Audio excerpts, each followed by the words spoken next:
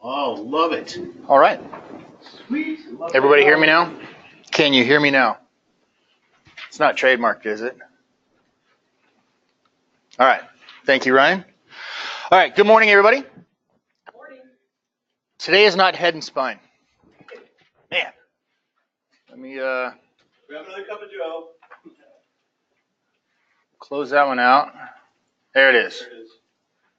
There it is. Here we go. Chest injuries. Today's chest injuries.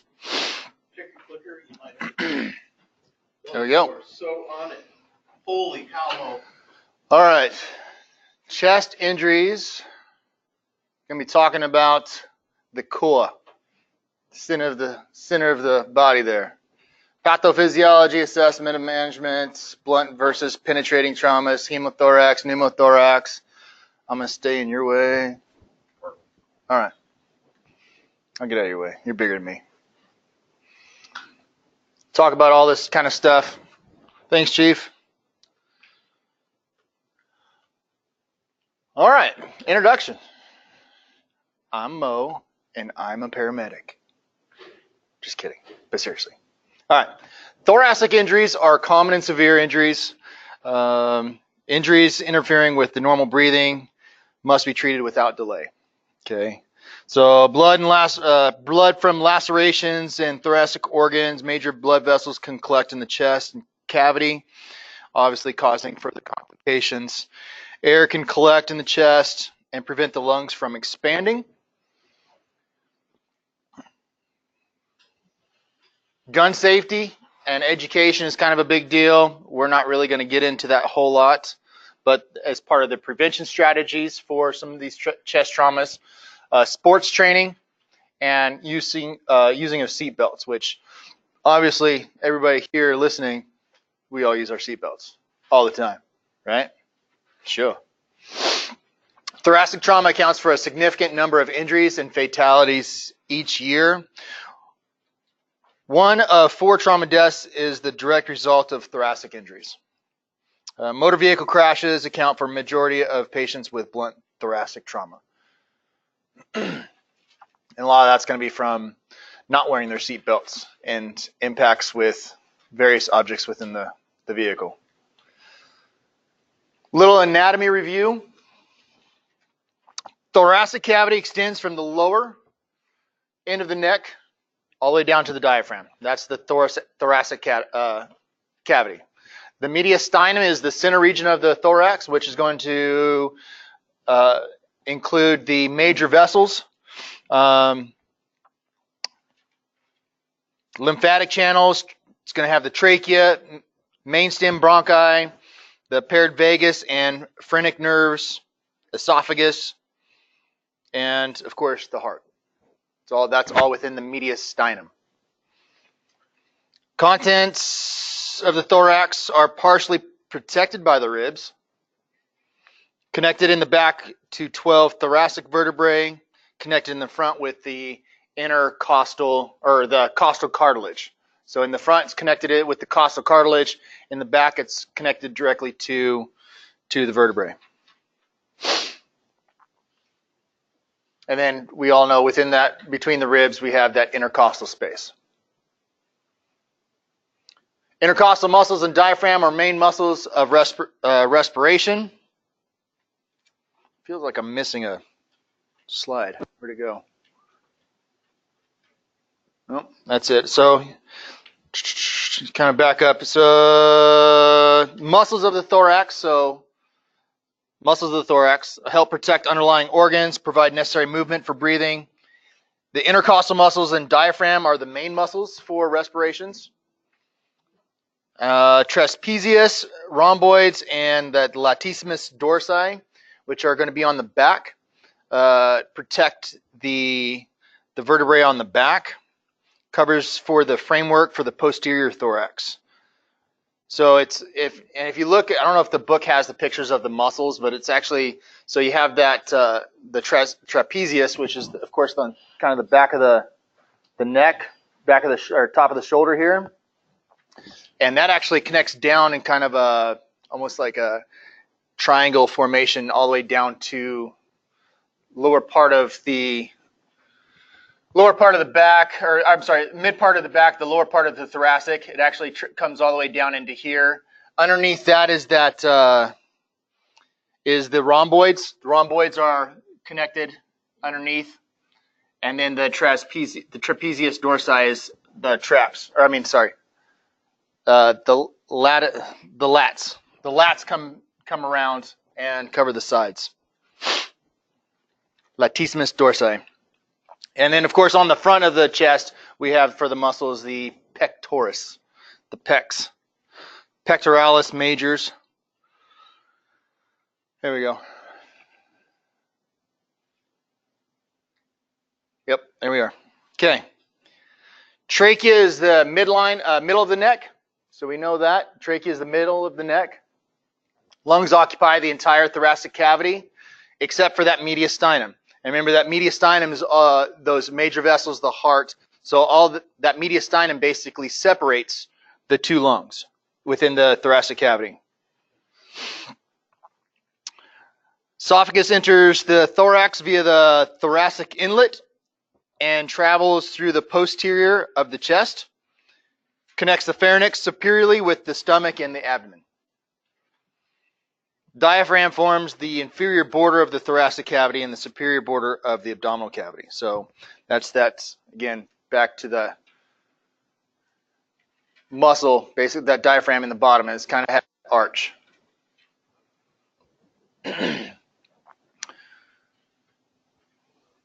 Nerves supplying the diaphragm are C3, 4, and 5. And they all exit the spine. Those nerves exit the spine in those locations. So, C-spine precautions. You think about trauma, and C-spine precautions. C3, 4, and 5 are the ones that can affect breathing as well, right? C3, 4, and 5 keep you breathing and alive. Boom. Ryan Jadaquist dropping stuff. What is the? Can you make me the presenter? I missed that. No.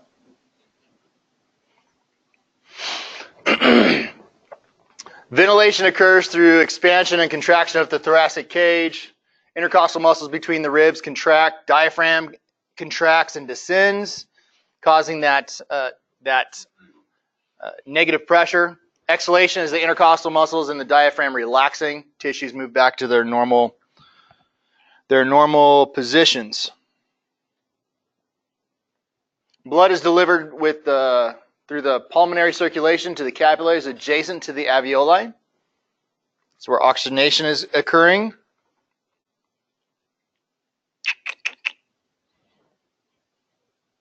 Wow. There we are. Delivery of O2 from the air to the blood is here. The ability to pump blood depends on, obviously, the function of the pump, function of the heart. Adequate volume of blood to be pumped, so you got to have fluid within the pump or it's going to cavitate.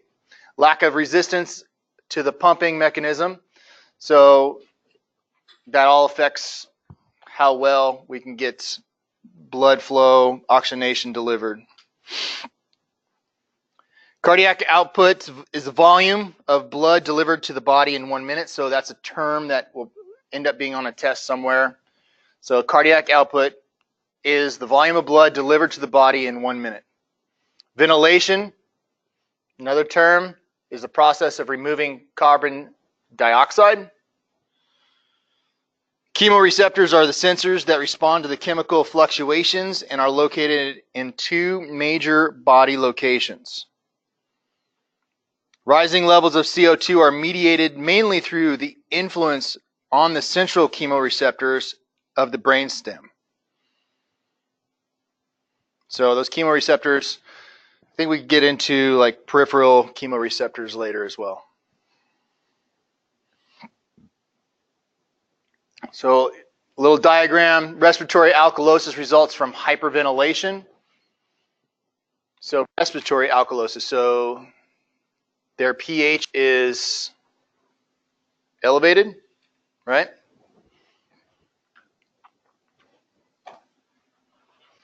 Respiratory acidosis, so they have the lower pH, is related to the body's inability to remove carbon dioxide. So how are they going to be breathing? Slow, right? If they're acidotic, they could be breathing fast, trying to fix it. Okay. But they also got acidotic because they were breathing slow. Okay. Changes in the arterial pH, which we had a question the other day. pH, what does it refer to? What does it stand for? And I was looking this up actually yesterday, and there's several different meanings for the P, but it can either be referred to as power or potential of hydrogen. So H is the hydrogen, and so it's power or potential of hydrogen within the body there. It can be modified with respiratory rates and depth, right? So like when we're bagging somebody and we're looking at end tidal CO2, if the end tidal is high, what has been going on? They haven't been breathing. So that's what we kind of expect to an extent with if we get ROSC, or if we could get ROSC and they haven't been ventilating. If it's a sudden, if they haven't been breathing, we haven't been giving them oxygen, their end tidal is going to be high, right? So we need to bag them fast. So if the end tidal is high, let it fly. If it's low, let it go. Don't bag them as fast. Slow it down, right? So ventilation changes occur in response to the changes of pH detected by peripheral chemoreceptors. In metabolic alkalosis, respiratory rate and the depth decrease in an attempt to retain the CO2 and lower the pH levels. Okay, types of injuries. There's two types of injuries. You're either going to have the open chest injuries, or you're going to have the closed chest injuries. There's also two categories of MOI, so don't get confused if it comes up on a test. So the two categories of mechanism of injury in the thoracic are either blunt or penetrating, which then correlate with open or closed. Okay, so the two categories of chest injury, open or closed. Categories of MOI are going to be referring to blunt versus penetrating. Closed is going to be like a force distributed over a large area. It's going to be those chests slamming up against the dashboard or slamming up against a steering wheel, or it could be somebody getting hit by a bat or slamming into a tree while they're riding a dirt bike. It's going to be the force distributed over a large area. It's going to could have visceral injuries that can occur as well. And those kind of injuries are going to be because of the sudden deceleration of the body. Those viscerals inside, those parts inside of you are continuing to go until they hit a blunt object. Shearing forces, compression, or even ruptures can occur. Open, pretty obvious. Penetrating injuries, distributed forces over a small area. So we're talking about like the gunshot wounds, stabbing wounds, anything that can penetrate into the chest, but it also can be the ribs penetrating back out of the chest. Okay, is a penetrating injury. Blunt trauma, could have fractured ribs, sternum, which is going to be a serious blow. Whole areas of chest wall could be included. Bruised lungs and a heart, damaged aorta, skin and chest wall are not necessarily penetrated. Broken ribs may lacerate the intrathoracic organs, so those broken ribs on the inside can cause a lot of damage. And vital organs can be torn from their attachments in the cavity without breaking any skin. So all that can occur on the inside. Blast injuries. There we have several different types of the blast injuries, you have the primary, there's the secondary, tertiary, and quaternary. Actually, so the primary is going to be from the shock wave during the primary blast of, say, an explosion. It's going to cause compression of the organs, similar to blunt trauma. The secondary phase is when the objects from that blast are flying through the air and actually penetrate into the body. Tertiary are what? Like when your body hits the ground. So it's when your body flies, hits the ground, and you have those injuries. Quaternary are going to be the effects from the other effects from the blast. So like the burns, the chemical, whether it's chemical or fire, or some of those injuries would be from the quaternary. Injuries to the chest we know can be lethal. It could account for a lot of blood loss. It can change the blood pressures, affects the vital organs because of damage, or it could be a combination of everything. It increases the chance of hypovolemia, so a loss of fluid, and hypoxia, so a poor oxygenation. Blood in pericardial sac compresses the heart, preventing the heart from pumping effectively, and you can have vascular disruption from all that. Impairments in ventilatory efficiency can be rapidly fatal. So these are, if you don't recognize these immediately, they can kill that patient really quick, obviously. Decrease in air exchange and oxygenation, obviously it's part of that ABC. If we're not breathing, can't get that air exchange. Reduced minute volume. Could have a pneumothorax, hemothorax, or even a decreased tidal volume. Welcome, Scott.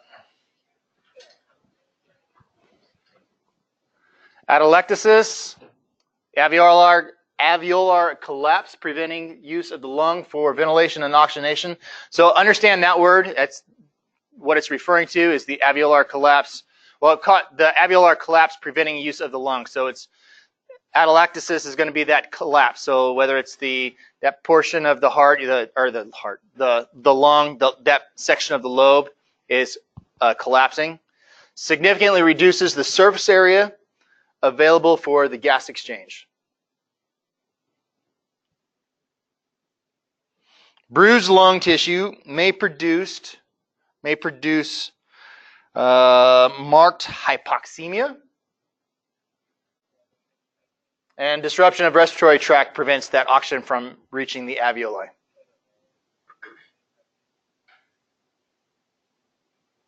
Any questions so far? Online? Gallatin, you got any other questions? Because I'm not answering that one.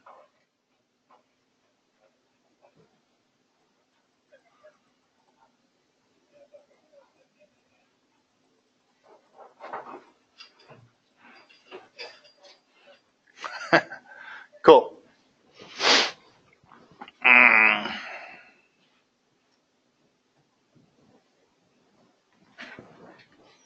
All right. So signs and symptoms of chest injury. Pain, obviously, at the site of the injury. So they're going to have an aggravated breathing. They could have labored breathing. You're going to get some of the visual signs of the bruising to the chest wall. You can get crepitus, which you're going to note either with palpation of the chest, or maybe you have to auscultate with your stethoscope to actually hear that crepitus. Difficulty breathing, you could have coughing up of blood, failure of the chest to expand with inspiration, rapid weak, so that weak and thready pulse, and low blood pressure. Cyanosis around the lips and fingernail beds. All those are important signs to pay attention to.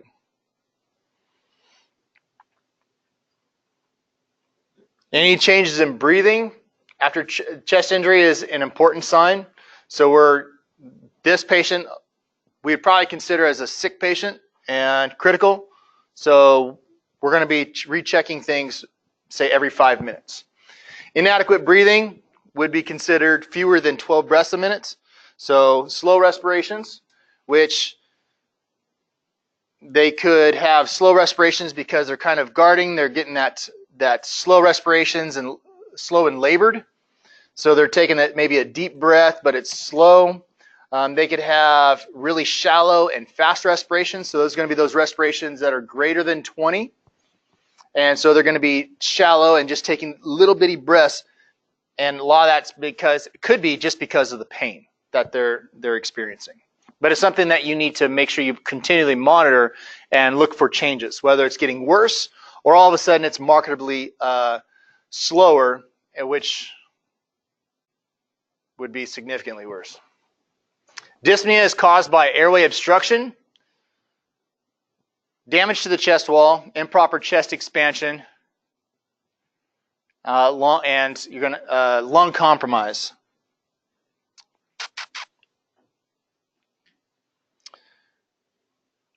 Hemoptysis, so coughing up the blood, lung parenchyma, or damaged airway, air passage. So that's what that lung parenchyma.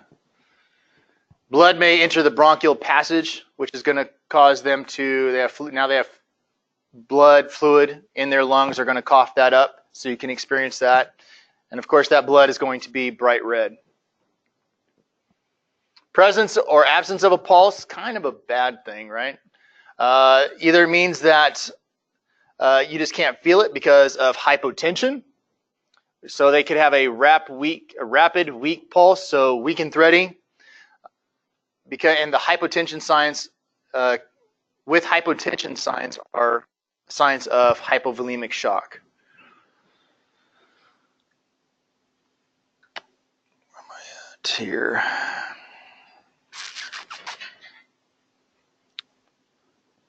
Absence radial pulses indicates severe hypotension.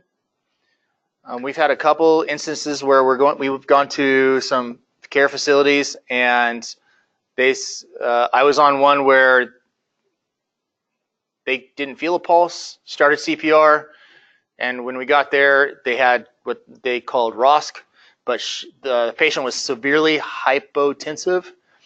They never presented a rhythm strip. They don't know for sure if they actually had stopped, the heart had actually stopped, or if the heart was pumping so slow and weak that they just couldn't feel the pulse, because the blood pressures were like 60s over 40s, so they couldn't feel a pressure, or they couldn't feel a pulse. So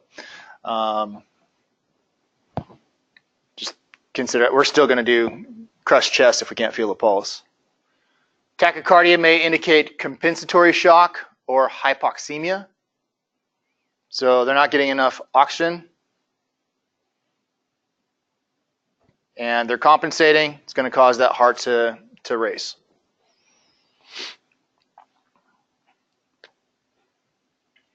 Bradycardia, actually, and I think the book talks about, so bradycardia is generally an ominous sign.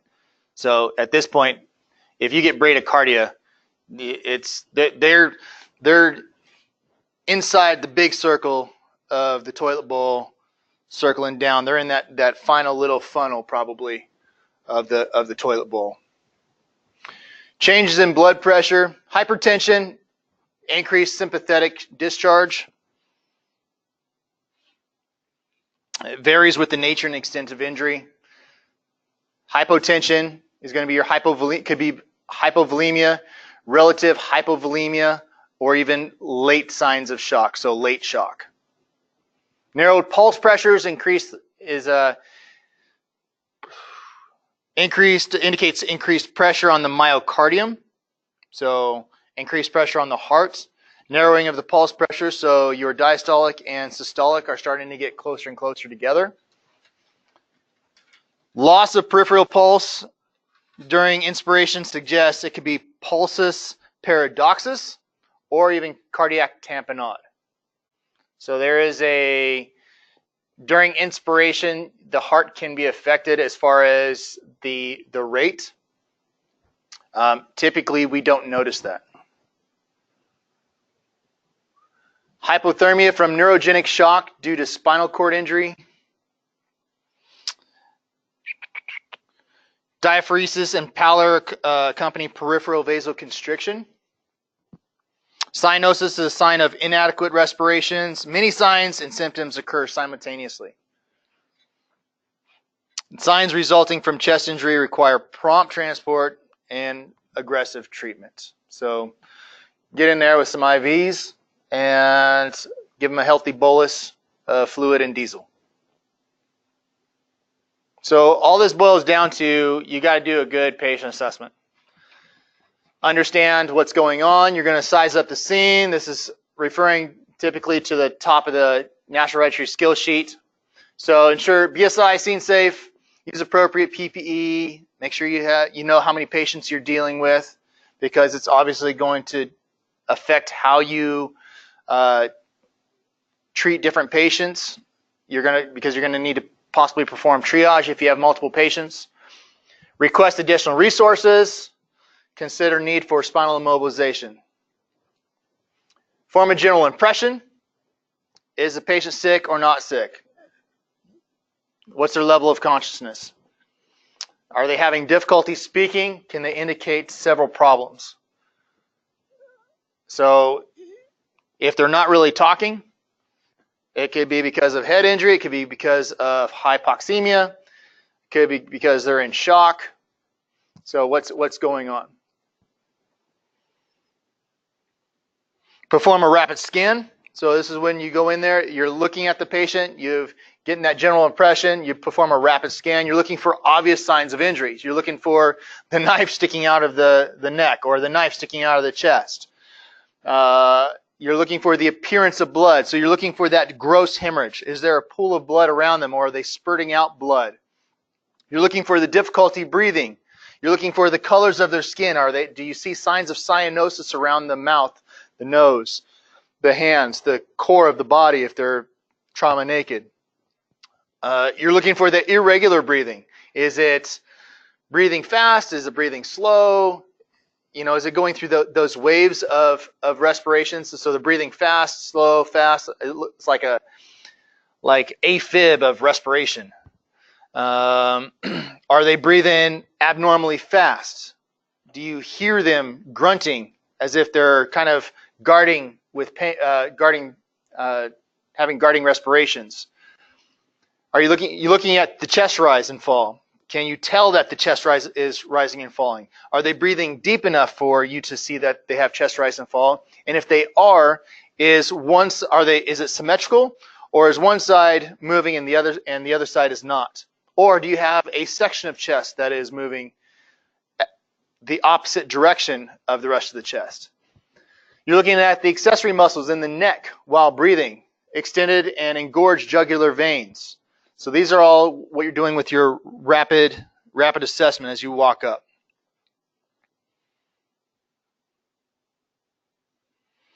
If no obvious problems, identify any other life threats. You want to protect the spine. Obviously, a lot of times we're directing somebody else. We don't even really have to direct somebody to protect spine with our system, right? Most of the time, somebody's already just jumping in there doing it while others are going to work doing a verbal assessment. Check for adequate breathing. Examine the neck for penetrating wounds and position of trachea. Make sure that the trachea is midline.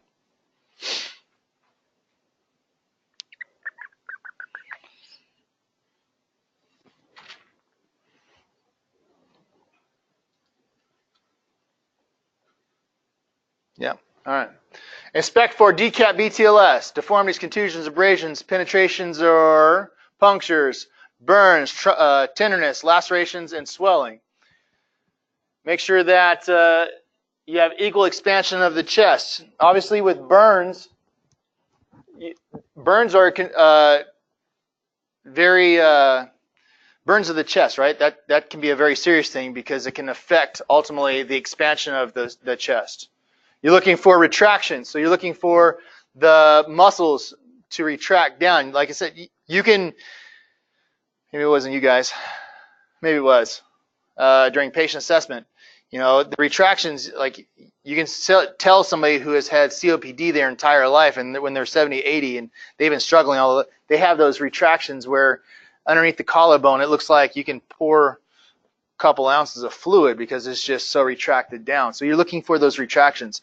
Is it normal for this patient, or is it not normal for this patient? Absent or decreased breath sounds on one side indicating significant damage to a lung. So again, when you're doing lung sounds with these trauma patients, you don't necessarily want to be listening initially for upper and lower lobes on each side. You want to just listen, do you have lung sounds on one side and the other? So it's a real quick up underneath. You can listen up underneath the armpit on the side, one side, and then check the other for lung sounds. Just do it. It's a quick check. Check for paradoxical motion. So again, that you have, as you breathe in, you may have a section of chest that goes down and it's going in like a seesaw motion. And immediately cover any wounds with a gloved hand. So if you have a penetrating trauma, you want to try to cover that up with your hand to prevent oxygen or air from getting in, and then try to get an occlusive dressing put on that quickly. I think anymore we're teaching that don't even worry about the three-sided, just put a four-sided, just slap it on there, cover the entire wound the best you can. Some of our dressings are not really going to stick, but it's going to help create a seal to prevent oxygen from getting into that cavity. Administer, I know I've talked about, because we have those like petroleum gauze that don't really work super well, but did we talk about trying to use Taggart air? Are you telling me about that? I think I heard someone say that.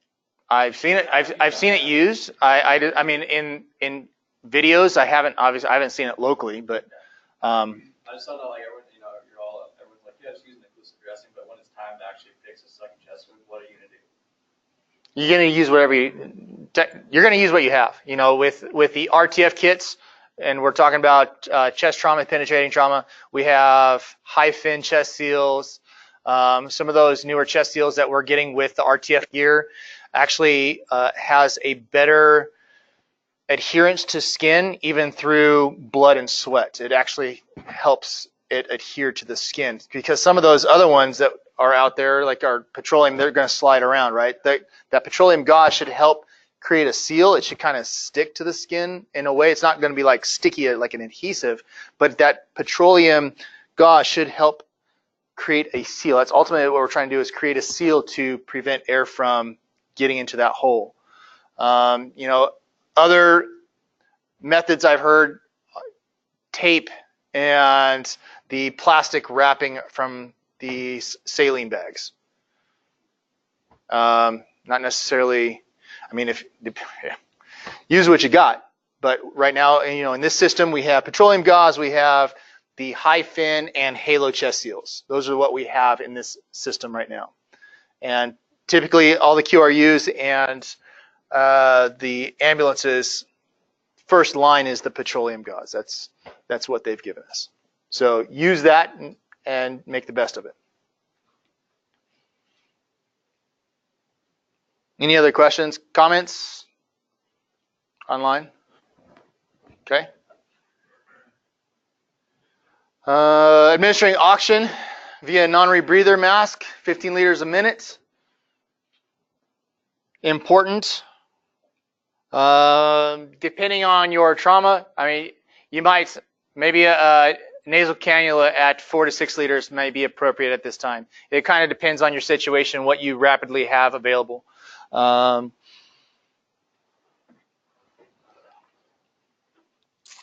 Identify the changes in the patient's mental condition, their mental status. Assess the pulse. Continue to assess for pulse. And you're trying to feel for those changes. If it's radial pulse, you're feeling for those changes, whether it's getting weaker, or if it's getting more rapid, or if it's slowing down or irregular. All those checks. And then control any external bleeding with direct pressure and bulky trauma dressing. So, I mean, there's really nothing new here, right? Auscultate for heart sounds. This is, I don't know of anybody really pre-hospital that is doing this, except maybe a CCT nurse occasionally. It's just something that we don't typically do, but in a trauma, it may not necessarily be a bad idea. You're listening for those heart tones, and you're listening to see if it's normal heart tones, but how would you know if they're normal if you don't listen to heart tones on a regular basis, right? It's just like lung sounds. If you don't listen to lung sounds on a regular basis with all different types of patients, you're not going to know what to listen for. You don't know what's normal. You don't know what's sick. So same thing with the heart tones. With this, you're ultimately listening for muffled heart tones. Does it sound like all of a sudden the pillow is covering the heart and now I can't hear those heart tones as clear, which is going to indicate now you're having an issue. You could possibly have air or blood affecting the function of that heart. Hyperresonance, kind of a tympanic drum-like sound, which generally indicates a presence of air, or the hyporesonance, which is going to indicate some type of fluid, whether it's blood or blood. Note presence of scaphoid abdomen. Scaphoid abdomen is going to be, it's kind of that presence of like a malnutritioned body. So you're going to have the abdomen that is kind of sunken in. That's what is referred to as a scaphoid abdomen. So you look at a patient and it's kind of just, it's all sunken. Like I said, it's kind of like if you picture or seen pictures of those commercials where those babies are all malnutritioned. That's a scaphoid abdomen. Not that. Okay, jugular vein distension, JVD, suggests increased intravenous pressure. And when we're, on that National Register skill sheet, that's that in that first section when you're doing head and neck, head face. No, I guess the second. It'd be in the second. It's going to be checking the neck. Checking the neck for JVD and trachea is midline. So JVD, jugular vein distension, suggests increased intravenous pressure. Basically, you're getting a fill up into that vein because you're having a bad pump. It's not your pump is not working right. Lack of JVD in supine position may suggest hypovolemic state. So when you have that patient laying down and you don't have any noticeable jugular veins, could indicate that hypovolemic state. Obviously with this, we want to manage any immediate life threats when we're doing that primary survey. You got to manage those quickly. Identify them, take care of them.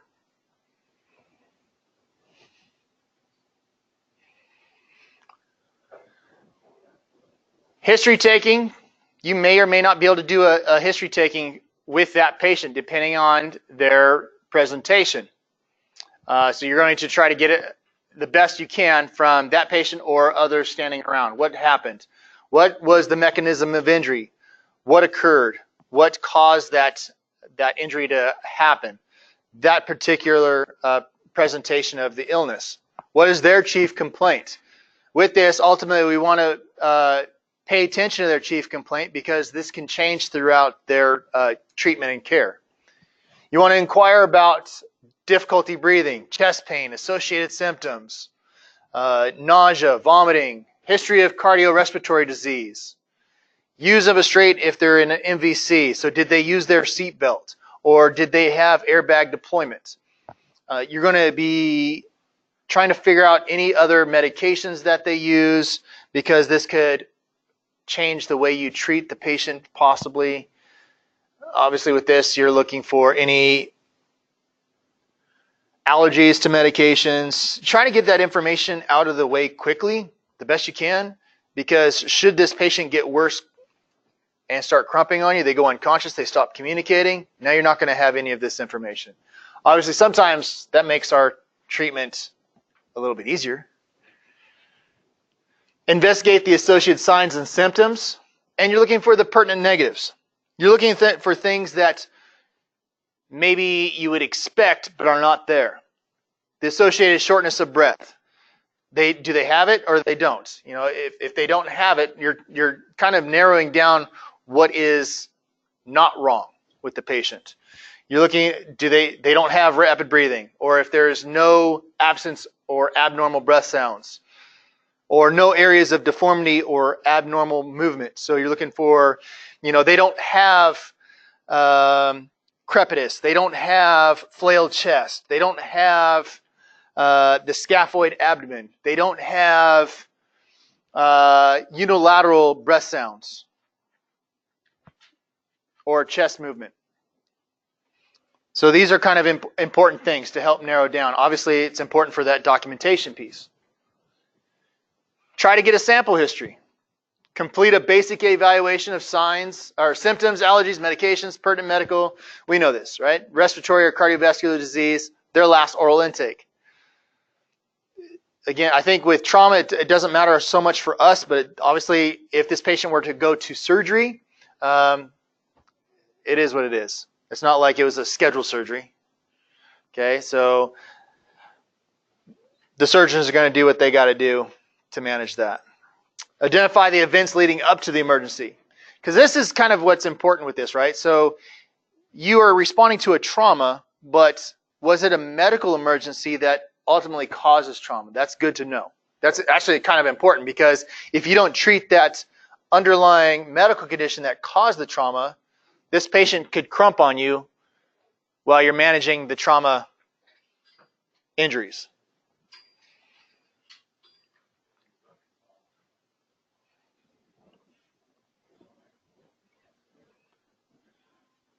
Secondary assessment, you're looking for injuries with potential to compromise the management of ABC. So again, we're thinking of a sick patient. You're looking for anything that could affect their airway, breathing, and circulation.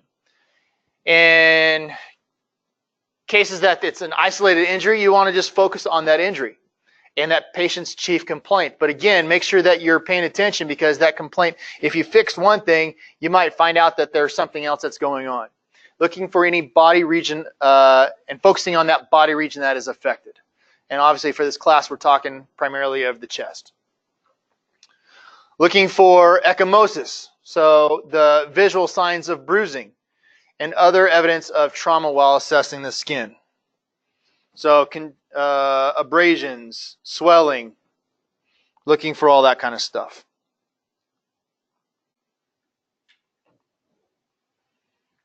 With this secondary assessment, you're going to repeat your rapid full body scan, looking for that DCAP BTLS, because things that didn't initially present could slowly start presenting themselves with like swelling and the tenderness or bruising. Obtain vital signs, we always do that. But again, with this type of patient, we may want to consider doing vital signs every 5 minutes. Use monitoring devices. Your manual pressure would probably be a good thing, but in some of these cases, we might rely strictly on the monitors to give us our blood pressures, monitor those SpO2 and heart rate. But remember, don't treat the monitor. Don't rely solely on that monitor. Reassess, reassess, reassess. These patients can change on you quickly. And if you don't continue to reassess and look for the things that you expect, then you're going to miss out. Rechecking the vital signs, you're going to recheck oxygenation, make sure it's working. Look for the circulatory status, how's their pulse, how's their breath sounds. Again, with these trauma patients, we're wanting to listen right and left. So listen for those breath sounds. Are they the same as they were when you initially listened? Or is one side starting to become diminished? With that, again, you're looking for those pertinent negatives. Do you feel like one side is becoming diminished? Now, are they complaining of chest pain or increased chest pain and anxiety, or are they not? Are they having an increased difficulty of breathing, or are they not? Communicate with the staff early in these situations, because a lot of times these patients can go right up to surgery depending on how serious it is. So notifying, and I feel like we're pretty good about that, but sometimes we get caught in the heat of the battle even on some of these, say, these car crashes, or even somebody who fell off of, say, a roof. We want to make sure that we communicate early to the hospital so they can get things in motion to try to be prepared when we get this patient to the hospital, because time is going to be of the essence, right? That golden hour is really plays into a part with this. Have a complete and thorough documentation, and we're generally pretty good about that. You know, and the documentation is not just on the backside, but it's on that patient care transfer piece as well. It is important to have a good and clear communication to the doctor and the nurse when you get to the hospital, to let them know what was going on, what happened, what did you see. You know, if with our tablets we have that ability to even take those pictures on some of our car crashes. You know, we get some of these car crashes and they can't appreciate some of the stuff that we see in the field. They get the patient and they're on a board, we got them strapped down, we've got some bandaging going on, we got the collar on, we got IVs in place. They see bruising and lacerations and they see some bleeding and, you know, swelling and all this, but they don't understand what we might have just pulled this patient out of, right? These cars are mangled, and sometimes it is surprising when we get these cars that are mangled and you go to find the patient and they're over here walking around. It's like, that patient should be dead, right? So again, take a picture of the vehicle sometimes is good for that doctor to appreciate. It's like, look, this is what we pulled them out of. This is their condition. There's probably a lot more going on, right? There could be.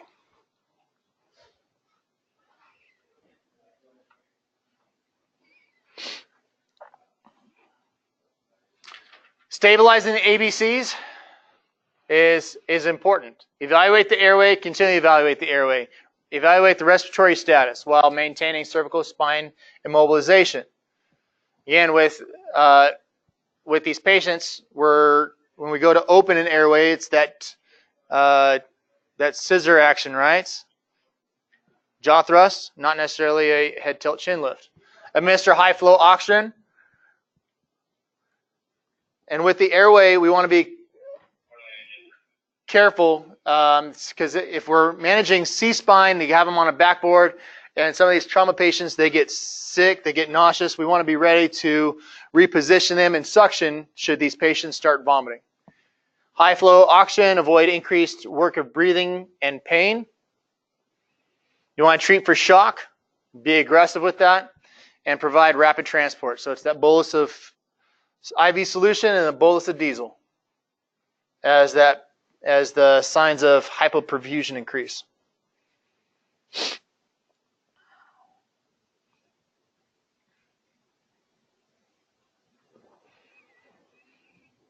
You know, like I really want to key in on the fact with the C-spine and backboarding, you know, especially in the ambulances, if there is a chance that this patient could be sick for whatever reason, because they could, if it's some type of serious trauma, they could get sick for a number of different reasons. You know, maybe they get sick because of the pain before we do something, or maybe they swallowed some of the blood that's going to cause an irritation in the stomach. You know, being truly ready with suctioning, have the suction on, your onboard suction on the ambulance, have that turned on, have it ready, have the yonker out and ready to go, because as that patient starts vomiting, I mean that's a serious airway issue that you truly can make a difference even at the BLS advanced level.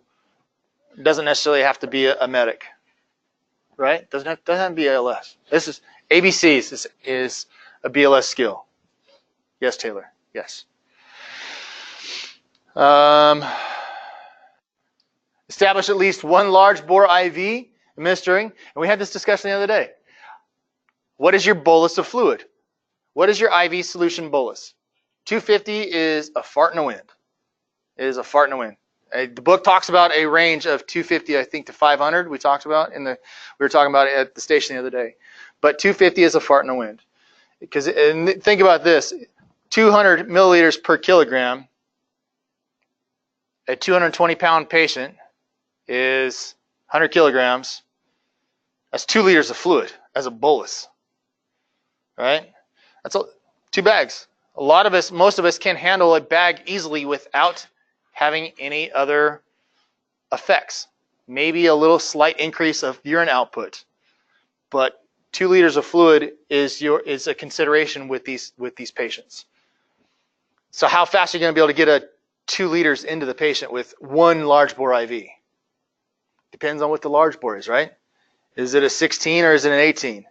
Are you able to get a 16 or an 18 in this patient? Because if they're hypotensive, their body's shunting, you're not going to be able to get necessarily those large bore IVs. So consider two lines, 2 bags of fluid. Titrate the fluid administration to a systolic blood pressure of 80 to 90 milligrams of mercury.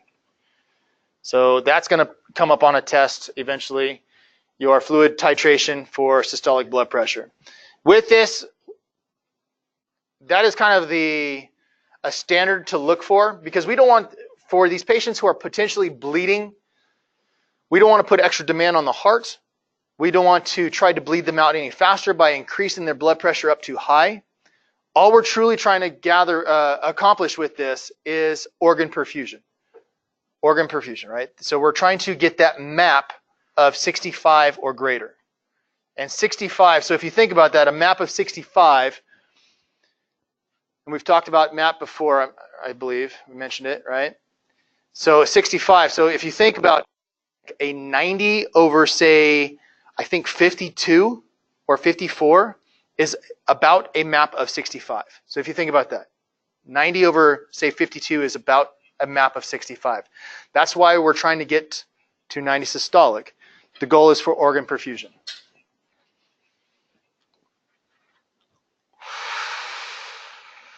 And the book talks about following local protocols, obviously with fluid administration, and it says call for paramedic support, ALS upgrade. We all have ALS upgrade. Yep, it's an ALS upgrade. Again, a lot of these patients, most of the stuff that we're talking about can be managed at your level. This is not necessarily a medic's, doesn't have to be a medic, unless you just want to kiss it off. Or the medic the medic is trying to nah, I'm gonna downgrade this. You guys should be able to manage this patient. Any questions so far? Any other questions online? Gallatin, you're good. I know you're good. Comments? Beautiful. You guys are beautiful. You guys here in class doing good? You want a break? All right. All right. We'll take a 5-minute break. I will pause this bad boy. So you guys at home, smoke them if you got them. See you in a minute.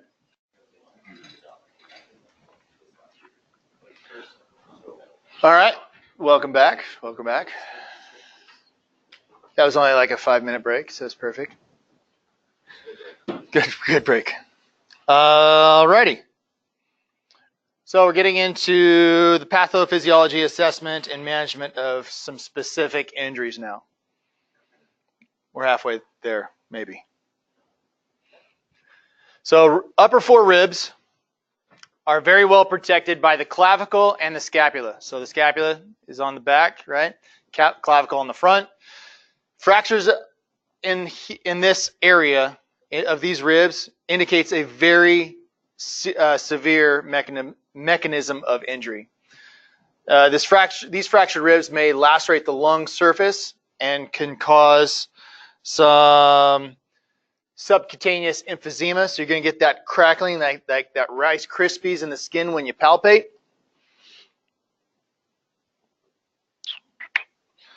With these type of injuries, it's infrequent in children because of the pliability of their thoracic cage. Okay, they're still a little, they can kind of bend a little bit. And these occur most often in elderly patients whose bones may be very brittle. Morbidity in mortality increases with these injuries, with the these four rib injuries, because of age, number of fractures, the location of the fractures, where they're at within. A fractured rib may lacerate. We talked about that. So that subcutaneous emphysema indicates air escaping from a lacerated lung and leaking into that subcutaneous layer of the chest wall, which is why you're getting the air, and when you feel, like I said, it's going to be kind of crackly, like Rice Krispies when you palp on it, push on it. Ribs 4 through 9 are going to be the most often fractured. So upper 4, very, very difficult. The 4 through 9, so the next 5 ribs, those are the ones that are going to be the most often fractured when you come to these type 2 chest injuries. Patients usually use an arm to splint the injury, so they're kind of holding across, trying to splint the injury themselves. They might have shallow respirations with these rib fractures, decreased chest movement, and obviously a lot of pain. So they're going to be possibly breathing very shallow but rapid, or they could be just breathing shallow and just longer.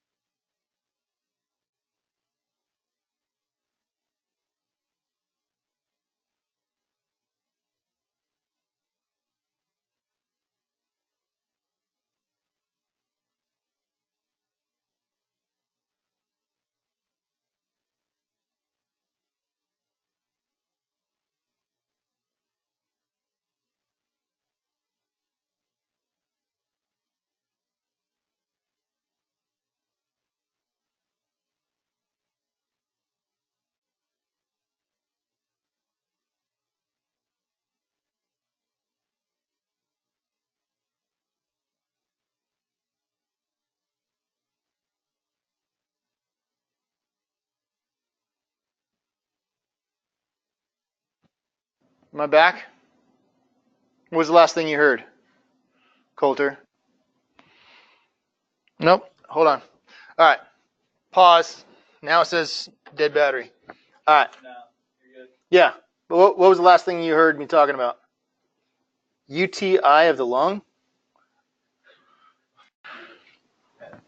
All right. Back. I'm back. Again, another issue with batteries. Okay. Atelectasis decreases the surface area for gas to exchange. Severe trauma to the first and second ribs may result in the ruptured aorta, the tracheobronchial tree injuries, and other vascular injuries, other arteries and veins within that location of the chest. Let's see where I'm at on.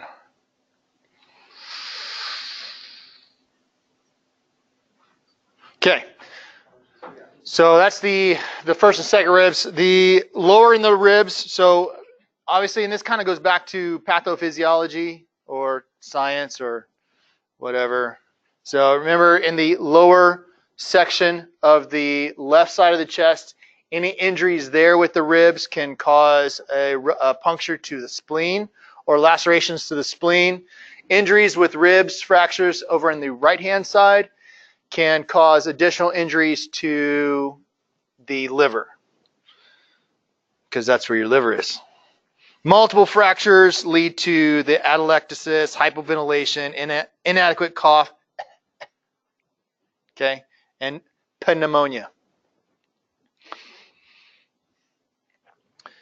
With posterior fractures, 5th through the 9th are the most frequently injured. Floating ribs are well protected and rarely fractured. Rib fracture puts patients at risk for multiple injuries. We've kind of talked about it. So obviously punctures and lacerations of other parts within. So those vital organs or vessels. Management with this ultimately should revolve back to ABCs, because we can't fix these injuries. And then continually evaluate your patients.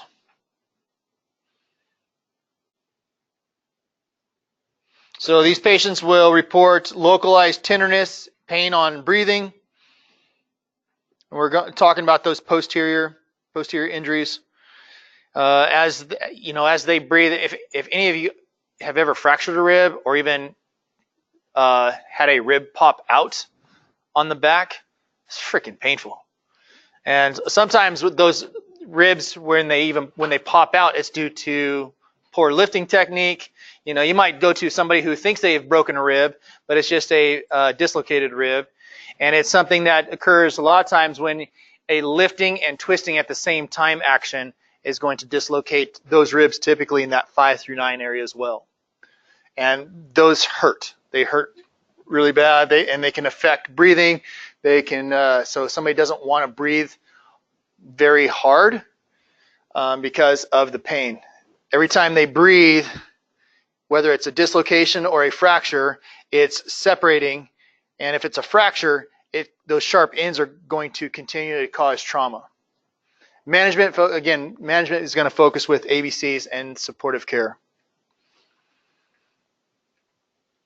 Flailed chest is a segment that may be detached from the thoracic cage. So it's a section that has been broken and is free floating, as the picture shows. Requires significant chest trauma. So this is going to be a significant blow to the chest. It could be somebody who got hit by a bat. It could be a vehicle crash, like a T-bone style. Somebody got hit on that side of the vehicle, whichever side. It could be as a result of a fall. Requires, a significant fall. Requires significant chest trauma. The mortality rates vary with these, depending, again, on a lot of those factors of age, advanced age. 7 or more rib fractures is going to increase the mortality rate.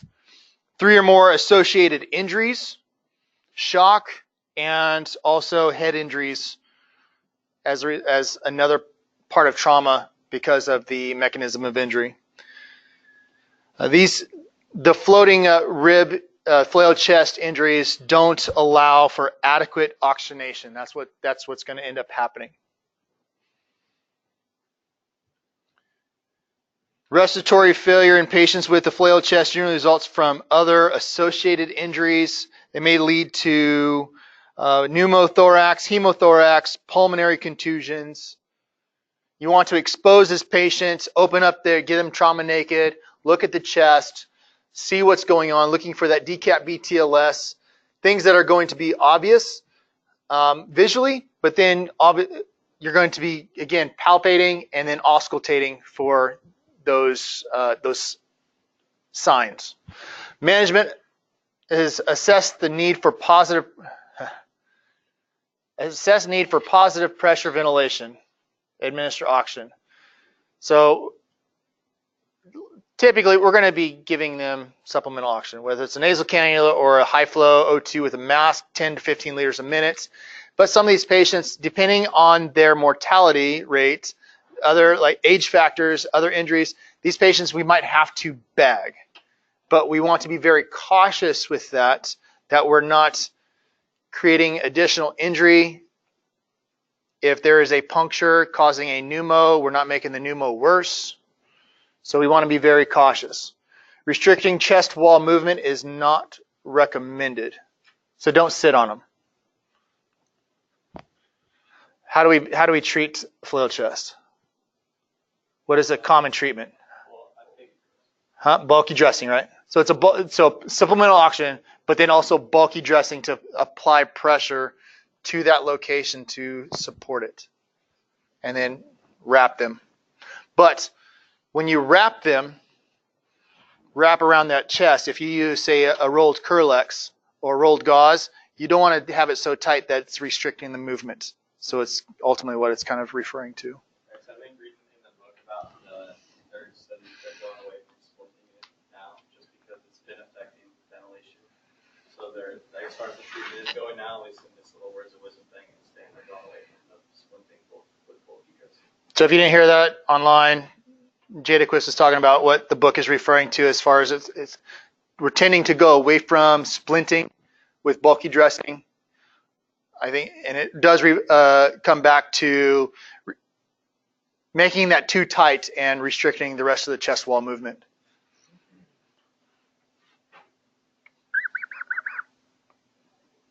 So with positive pressure ventilation, we're going to be utilizing that. Obviously, if the ventilations aren't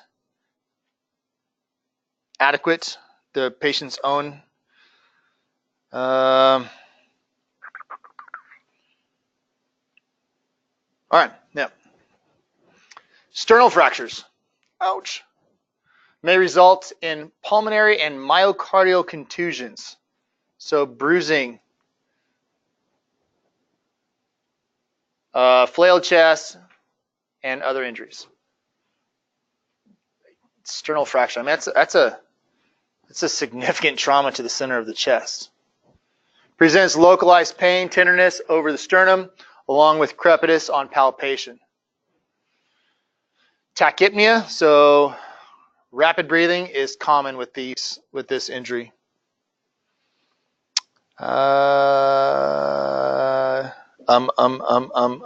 Just because I'm saying Maintain a good respiratory status and monitor for respiratory cardiovascular changes with this patient. Do not overly aggressively ventilate because that could cause further exacerbation of the injuries. You want to establish IV access, but provide fluid sparingly. Again, ultimately, we're trying to just get that pressure to the appropriate 80 to 90, maintaining good organ perfusion. Elevate the head of the long backboard to reduce pressure in the thoracic cavity and facilitate lung expansion. So, here's something to think about. We carry short boards, the short backboard, the little half board. So if you're going to C-collar and board somebody, maybe using the half board might be appropriate and not a full long board. And it's like using like the KED as an example. The KED is only protecting essentially that's from head down to the lower back, right? And it's still allowing movement of the legs because obviously when we carry that patient, that's how we do it. And then when you lay them down, they can keep their legs kind of up to help relieve some pressure. So with that short board, it would enable you to help raise the head up to help facilitate a little bit better, relieving some of that pressure. If you think about this injury and as it relates to maybe a very obese patient, and they have all that pressure on the chest that's preventing them from getting good lung expansion when they're laying flat. You want to raise them up. Same with this kind of injury, because you're trying to relieve some of that pressure so that they can actually breathe. So just something to think about as far as treatments. Clavicle fractures occurs most often in children when they fall with an outstretched hand. I can't. Patient with report of shoulder and holding their arm across the front of his or her body. You're also going to see that drop shoulder, possibly with that drop shoulder, because that's a structure that helps maintain and hold that shoulder up. That's all connected there. Can be splinted effectively with a sling and swath.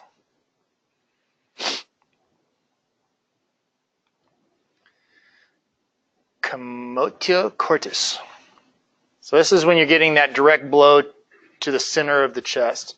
So if you picture like this is going to be that kid that's playing baseball and takes a line drive to the chest, or softball and takes a line drive to the chest. Thorax receives a direct blow during critical portion of the heart's repolarization phase, leading to immediate cardiac arrest.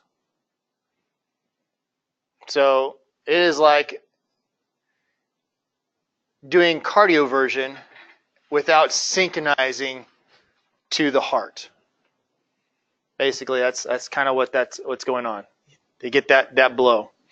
Survival rates depend on your CPR and AED access. So these can be fixed relatively quick. Obviously, mortality rates depend on again, age, other health factors, other injuries, things like that. Patients with this may present with ventricular fibrillation that responds positively to early defibrillation if provided within 3 minutes. Early defibrillation saves lives. Thanks, Eric. I will try to remember to note that.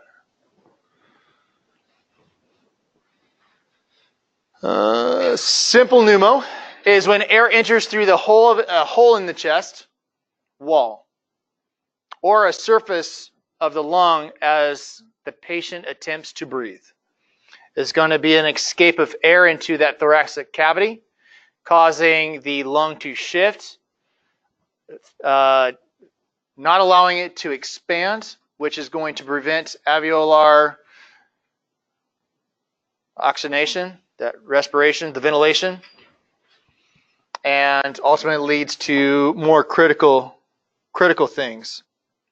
If the patient is standing, air will accumulate in the apices, so up. If the patient is supine, air accumulates in the anterior portion of the chest, so on the front portion. Tracheal deviation is a very late sign and is not seen in most cases. So even though we're looking for that tracheal deviation, for us, most of the time within our organization, we may not see that unless maybe you're on an ambulance or a rescue unit going out to the woods and, maybe it's an ATV accident or motorcycle accident out in the woods and they've been up there and it just takes a while for us to get there. So it is possible that we could see it, but typically it's a late sign, and most of the time we won't see it unless, most of the time won't see it. Compression of lungs, myocardium, and great vessels causes ventilation and perfusion mismatch. So you're going to get those, you could get narrowing pulse pressures. Presentation and physical findings depend on the size of the pneumo and degree of pulmonary compromise. Patients may present with tachypnea and tachycardia, so rapid respirations and rapid heart rate. Patients who take a deep breath just before the blunt trauma to the chest may experience the paper bag syndrome. So if you think about that, so they take a deep breath and your bag is open and then it pops, and then you have that explosion basically. God, seems like that would be so much worse. So, owie. Amount of the pneumo varies. Spontaneous pneumo is possible in patients who experience sudden sharp chest pain and shortness of breath without a specific known cause. I had this with a patient who had a chronic COPD. It was up in Spirit Lake area. We initially CPAP'd because we didn't have any indication that he had a pneumo until things progressed because of CPAP. And his breathing got worse. Amazing. So you got to be cautious.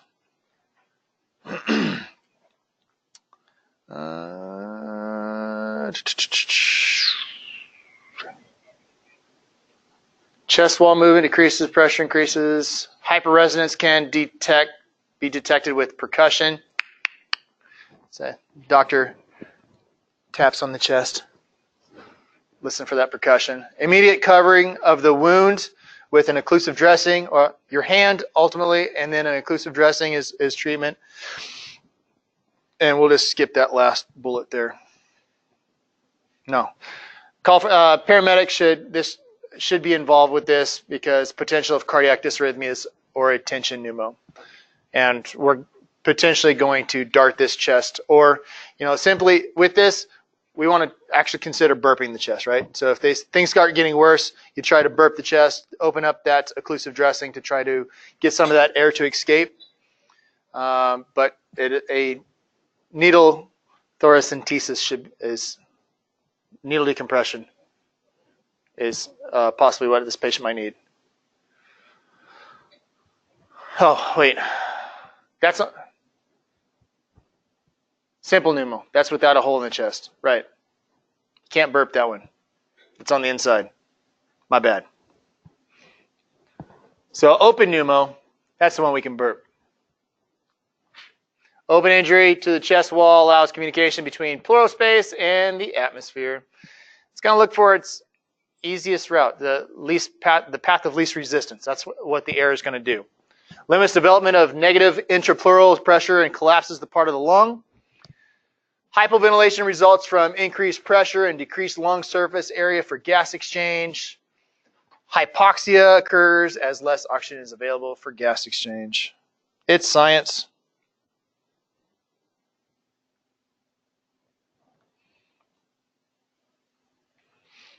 Air enters the pleural space during the inspiratory phase. Air may exit during exhalation phase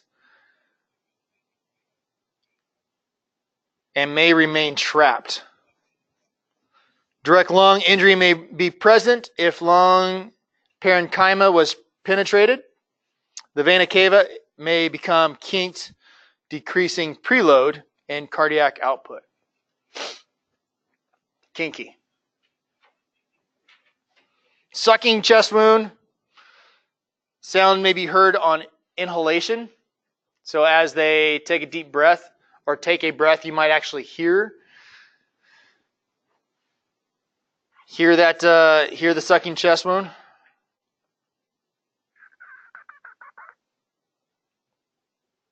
Wait. Yeah. Open pneumo.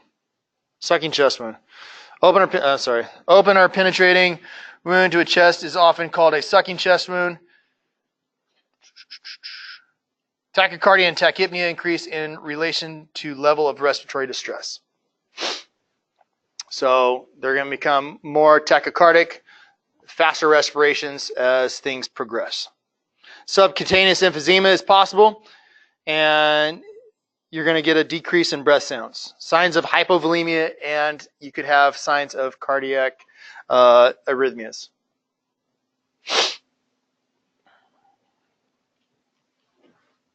Must be treated immediately. Again, these are the open ones. I spoke too soon with that last one. This is one where you want to cover with your gloved hand and then get an occlusive dressing over that. We have the Vaseline gauze, like I said, or with the RTF kits, we typically have the halo, and we're starting to get some of the high fin chest seals.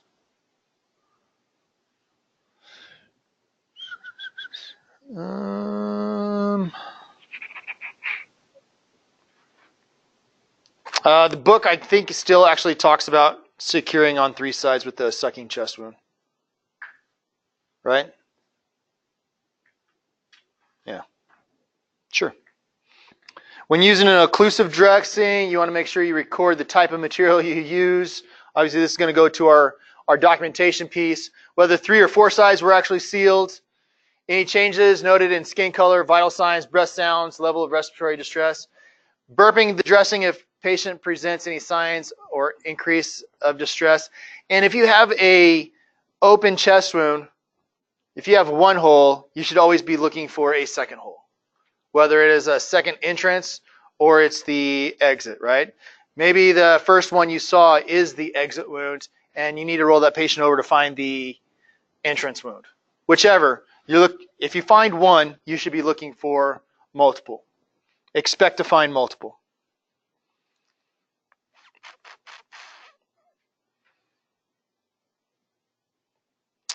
Obviously, you want to continually monitor for the changes with this patient. As they looking for signs of that increase of respiratory distress, again, burping is going to be it's a simple skill that they've already got a hole in the chest. We don't need to be administering another hole necessarily with needle decompression if we are able to successfully burp this with the existing hole. Classic signs of a tension pneumo are absence of breath sounds on the affected side, unequal chest rise and fall, that pulsus paradoxus, the tachycardia, the dysrhythmias, all these are classic signs. So the picture there shows the sign of the location of injury for the lung, and it kind of shows that it's going to be air accumulating in the pleural space, causing that lung to, preventing the lung from,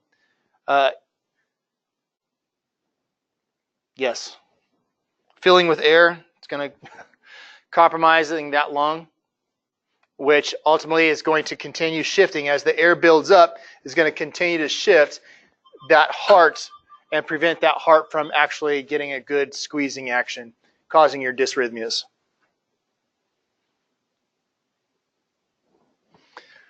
Preload is reduced as a result of tension pneumo. Breath sounds are diminished and then eventually will just be absent. Patients may report pleuritic chest pain and dyspnea, so difficulty breathing. Sharp chest pain.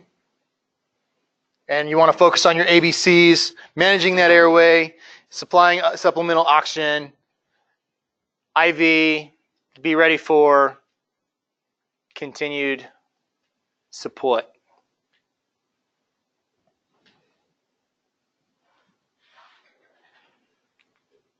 Cover any open wounds with an occlusive or non-porous dressing. If signs of developing tension are present, whatever that says behind there, lift one corner of the dressing and try to allow that air to escape. Again, trying to burp that chest. Maybe applying a little pressure on that chest is to try to burp it. Call early for a paramedic if you ain't got one. Paramedic backup to perform a needle chest decompression. Blood accumulates with hemothorax. So, pneumo is simply air introduced into that pleuritic space. Hemothorax is when blood is accumulating because you have vascular damage. So blood accumulates in the space between the parietal and the visceral pleura. So again, when you do a percussion test, this is going to be like a dull sound. Just like that. Yes. Perfect. Perfect.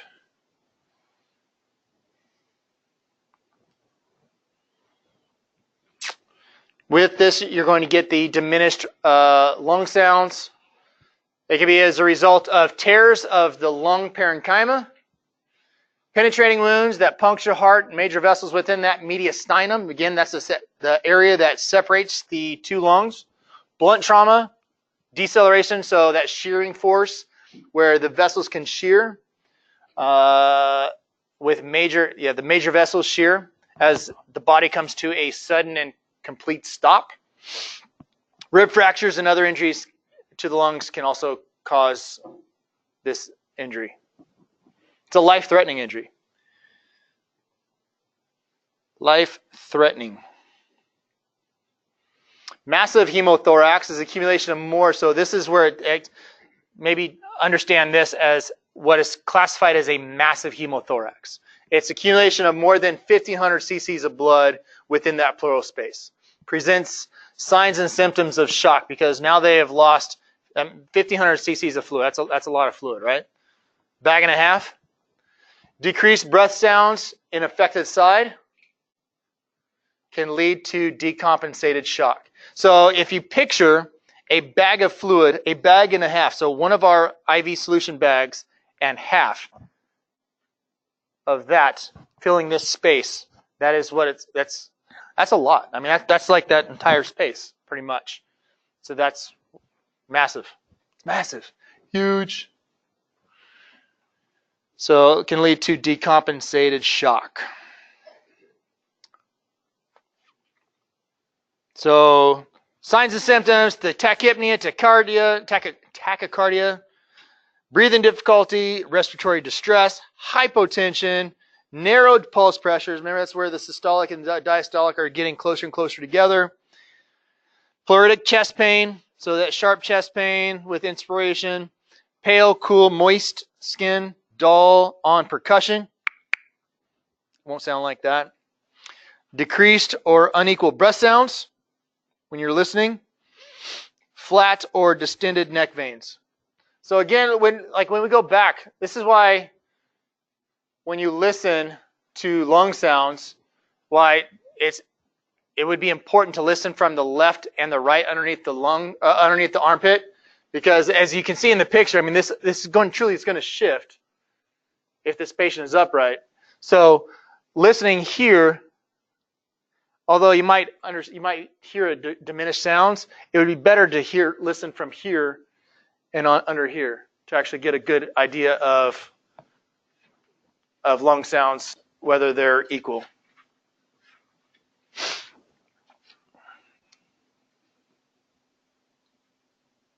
Hemothorax, managing massive, there we go. So hemopneumo is when you have blood and air in that pleural space. So it's a combination of the two. Findings and management are the same for the hemothorax. Again, everything's the same here. Managing the ABC, supplemental oxygen, possibly positive pressure ventilation, so assisting with a bag valve mask as needed. With volemia, you're wanting giving a fluid bolus. Again, you're considering a bolus treatment for this type of patient, 20 cc's per kilogram. You don't want to just flood them with that much immediately.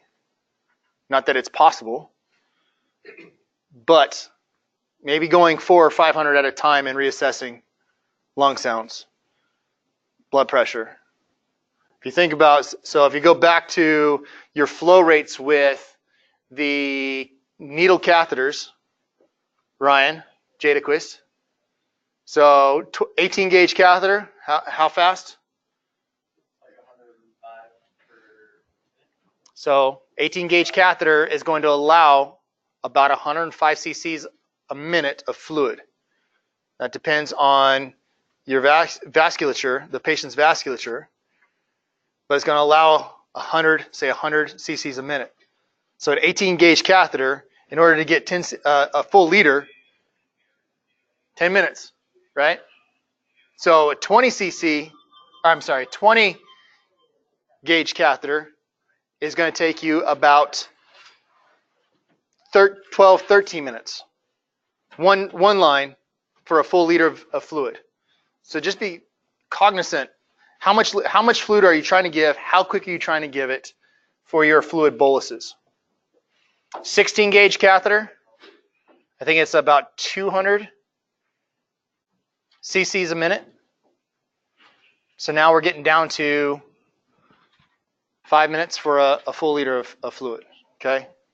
So if you think about this, if I'm managing this patient's vital signs every 5 minutes and I have just one 18 gauge catheter wide open and it is flowing well, it's going to take me 10 minutes to get a full liter of fluid. So if I'm managing this patient every 5 minutes, at 5 minutes, I should have 500 cc's of fluid and then reassessing lung sounds, vital signs, see where it's at, and then continue. Let it go or TKO it. Continue to try to get that perfusion up to 90 systolic. Hopefully that makes sense. Most trauma, pulmonary contusions. Most common injury from blunt thoracic trauma. So this is the most common. So if the question comes up, what is the most common injury from blunt thoracic? It's going to be pulmonary contusions. Suspected in patients with a flailed chest.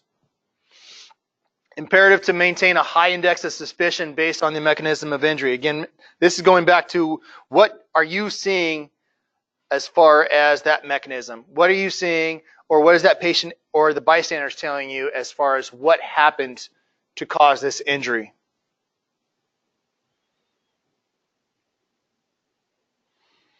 It's often missed. So this injury is often missed because of high incidence of other associated injuries. That's what the book says. Mechanisms, implosion effect. So overexpansion of air to the lungs, secondary to pressure pressure wave. Inertial effect strips alveolar from heavier bronchial structures when alveoli are pulled by pressure waves.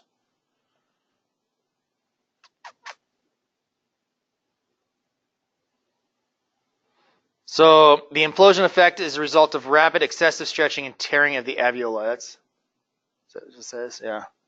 And the inertial effect, yeah, what it says there.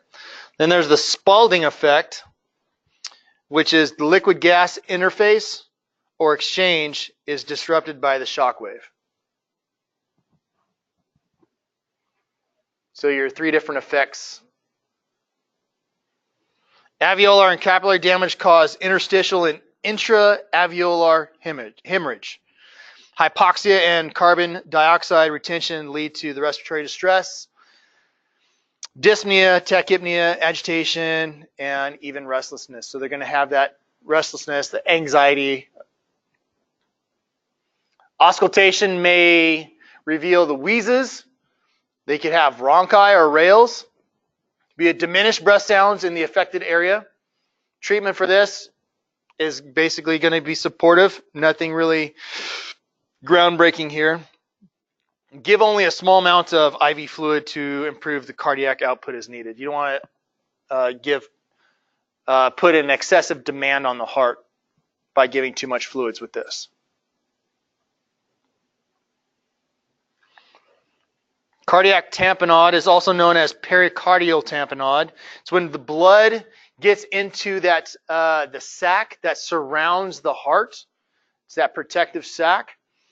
And as the fluid and that blood surrounds that heart in that sac, again, it's just like a pneumo in a sense, where it is building up and it is preventing the heart from getting a full contraction. It cannot get that full beat. It's putting a squeeze and preventing the pump from actually pumping effectively. It's relatively uncommon. The idea with this is that it is preventing blood from entering, filling during the diastolic phase. So that kind of that rest phase. Seen more with penetrating injuries to the heart than with blunt injuries to the chest. Stab, stab. Pericardium attaches to the great vessels at the base of the heart. It's got two layers, visceral and the parietal. And the purpose is it's anchoring the heart, preventing kinking and of the great vessels. It restricts excessive movement of the heart. And that space between the layers can hold 30 to 50 milliliters of fluid. Wow. It's amazing.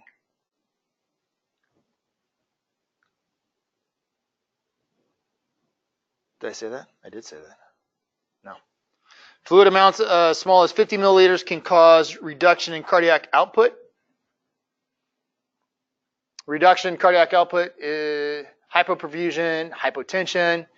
Your physical findings are going to be similar to those with the tension pneumothorax. So treatment with this we can't do in the field. They're going to need a pericardiocentesis.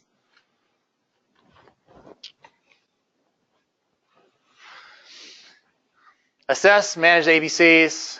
Large bore IV maintains systolic blood pressure between 80 and 90. Pericardiocentesis, ultimate treatment. Myocardial contusion. Man, feels like this is just going on and on. Bruising of the heart muscle. Myocardial contusion. Can cause vascular damage, may occur, may lead to delayed rupture or ventricular aneurysms. Right or left-sided heart failure can be present, which is going to cause, obviously, backup of fluids either in the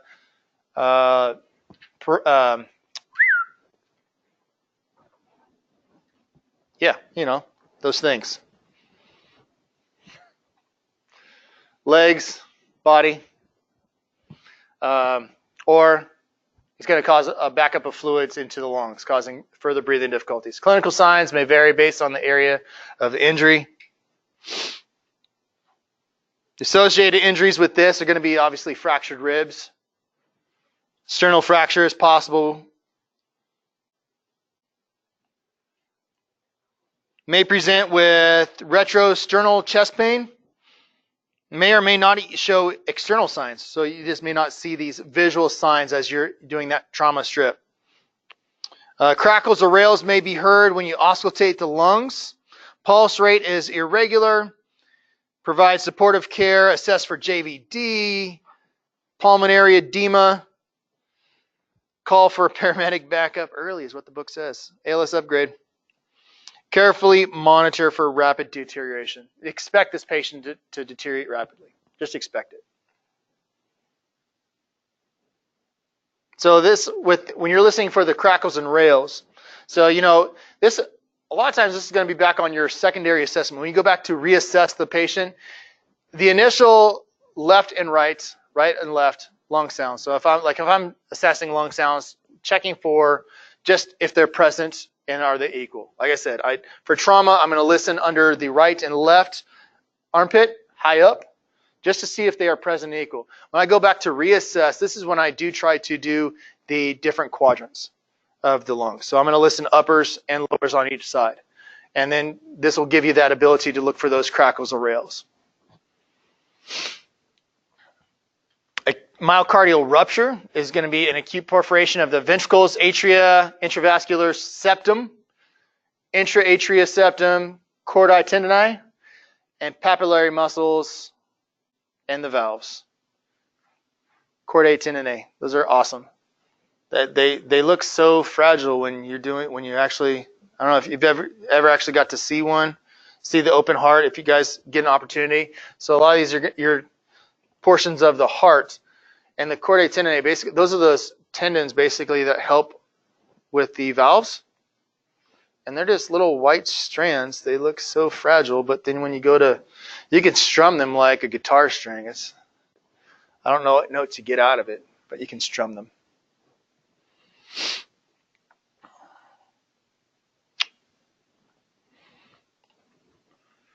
Causes are going to be, obviously with this, is going to be severe blunt force trauma. Penetrating injury to the heart also. It's a life-threatening event. You may or may not be able to actually save this patient.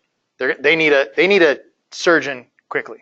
May present with acute pulmonary edema or signs of cardiac tamponade. Huge fluid bolus of diesel. So,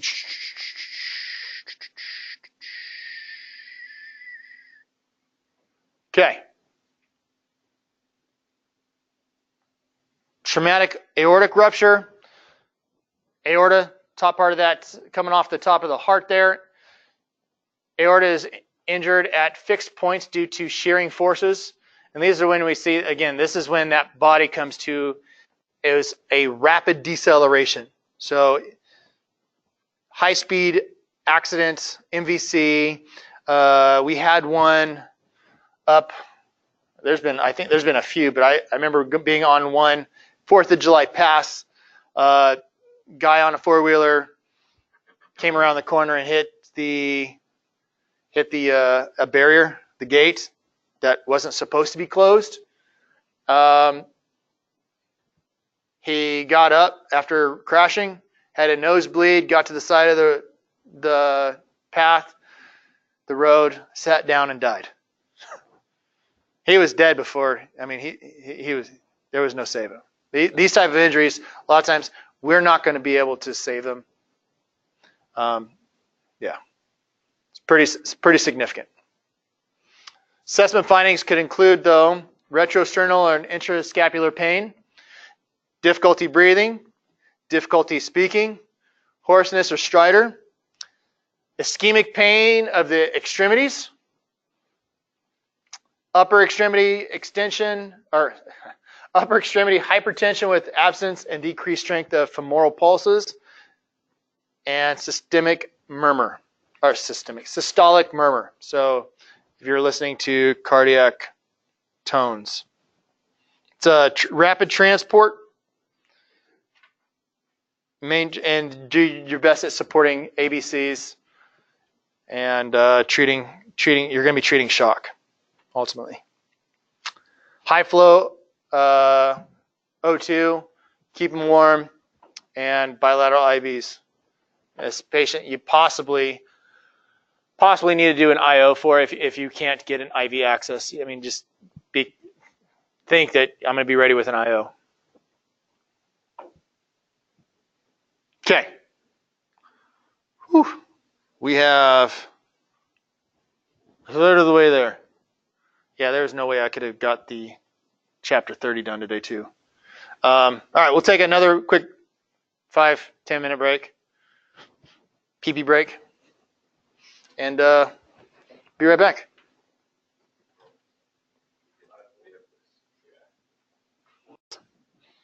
Okay. Welcome back. Welcome back. Here we go. Where are we at? Not penetrating wounds. Oh my gosh. Here we go. Okay, penetrating wounds of the great vessels. Thank you, Max, for getting me squared away. Appreciate it. Usually associated with these injuries are usually associated with chest, abdomen, neck, trauma. Large blood vessels contained in the chest, supravena cava, inferior vena cava, pulmonary arteries, 4 major main pulmonary veins, aorta and its branches. Remember what in that section is called the mediastinum, right? So the mediastinum, so this is the area that we're kind of talking about. Wounds may cause massive hemothorax, hypovolemic shock, cardiac tamponade, enlarging hematomas. So those large buildups of blood kind of building up underneath. Blood loss is not obvious in these cases. Transport is immediately to the hospital as quickly as possible, and then you're into supportive care with maintaining ABCs, IV, O2, treat for shock. Diaphragmatic injury.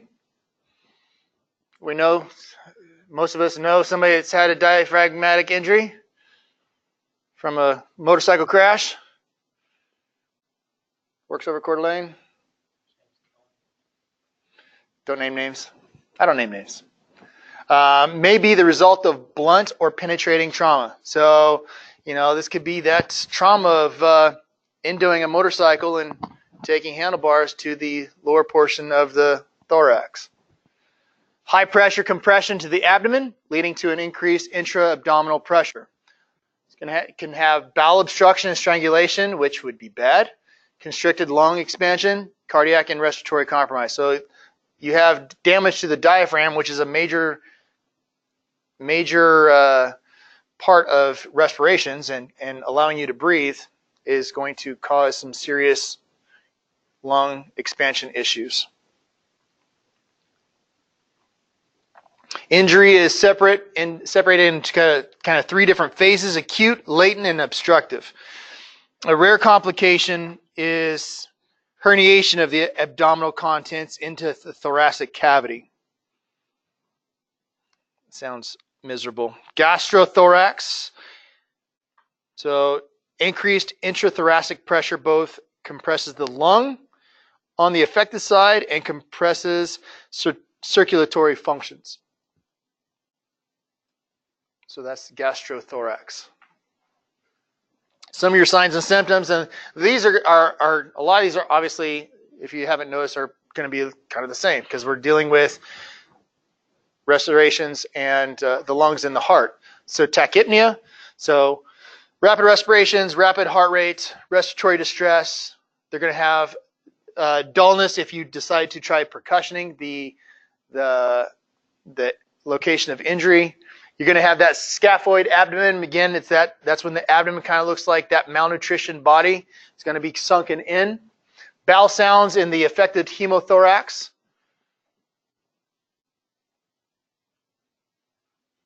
And decreased breath sounds.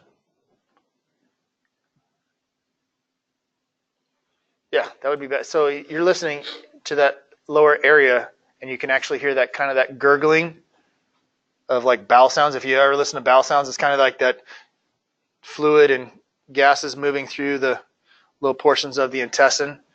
Elevate the head of the backboard. Kind of relieve some of that pressure. Other things, because again, this person's got stuff coming up into the chest. So if they're laying down, you're increasing the pressure up into the lungs, into the heart, causing those issues. So you need to raise the head of the backboard up to allow that stuff to basically try to relieve some of that pressure. Keep gravity flowing in the right direction. Penetrating trauma for esophageal injuries is the most frequent cause. Spontaneous perforation may occur in violent emesis, carcinoma, and anatomic distortions. So Shane had a patient where had a esophageal tear, right? And it was a patient that came out of, was on vacation down Southern Hemisphere somewhere. And went to an urgent care. And yeah, that patient was sick. He basically had a esophageal tear, and he was leaking gastric content into his body cavity, which was making him septic, and basically collapsing one side of his lung. When I listened to him, I thought he had a pneumothorax, and I almost darted his chest, but in reality, he had fluid content from his stomach and stuff, collapsed his lung. So it was kind of a doctor stated he only read it in books. This is the first time he's ever seen it. Did you guys, Eric, you guys hear that? I don't know if you heard that. It looks like the mic was working. Just from retching. He basically was throwing up. He got so seasick from retching. So this patient that Shane had, he was got so seasick down on vacation he was retching so hard that it caused an esophageal tear. And he felt sick, and what happened is because of that tear, it allowed gastro fluids to get into that cavity, the lung cavity, and build up. So he had a fluid buildup within that cavity, causing like a pneumo, but it wasn't with air. It was with well, it would have been like a air and fluid. And because of all that abdominal fluid building up in that cavity, it caused pain, difficulty breathing, and ultimately it caused him to get septic. And then obviously it shifted the lung, preventing it from expanding. So you get the decreased lung sounds. Shane thought he thought about darting the chest. End up not darting the chest, possibly because of he didn't maybe no changes of like tracheal deviation or pulse pressures narrowing or anything like that. The only thing he had was his EKG changed from a sinus tach to an AFib. So he went from a sinus tach rhythm into an AFib rhythm. So they had a possible need to dart. They decided not to, which if he would have darted the chest, it would have just got a return of, instead of air, it would have been just bowel fluid basically coming out of that needle. Yuck. It's gross. So, esophageal injuries. Things that we only really read about, like Shane said, the doctor, he had read about it at one time, and he just, because he remembered reading about it at one time, he realized that's what it was. That's what was going on. And what really helped him catch it in the field was my assessment. I was really thorough. You know, he was a fishing trip, he was wretched, he was sick, throwing up major, and that just red flagged for some reason that doctor to say, no, let's do a CT, and he moved him right in there, and that's how he caught it. Was purely by a good assessment. So remember, good assessment is going to help the ER give a quicker diagnosis of what's going on. We may not understand what's going on, but again, it's going to be that thorough assessment of our findings, of pertinent findings and pertinent negatives, right? So again, violent emesis with this. Patient typically presents with that pain, hoarseness, They might have a hoarse speech, dysphagia, respiratory distress, and shock. So difficulty speaking, they're going to have difficulty, probably pain with swallowing as well.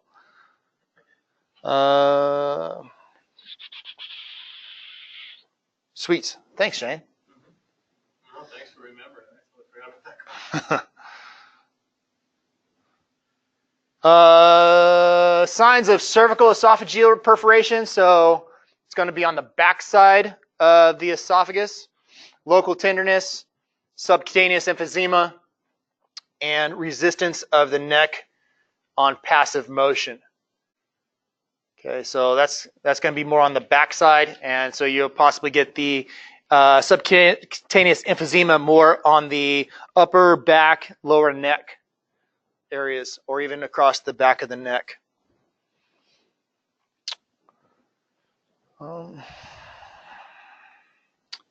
Intrathoracic perforation, mediastinal emphysema. Again, it's going to be emphysema in that midsection. Mediastinitis, subcutaneous emphysema, mediastinal crunch, and splinting of the chest wall. Pre-hospital care is just supportive care. So a lot of this for us is going to be just supportive care. Again, ABCs, managing ABCs, treat signs and symptoms of shock, and get them to the hospital. Tracheobronchial injuries are going to be rare.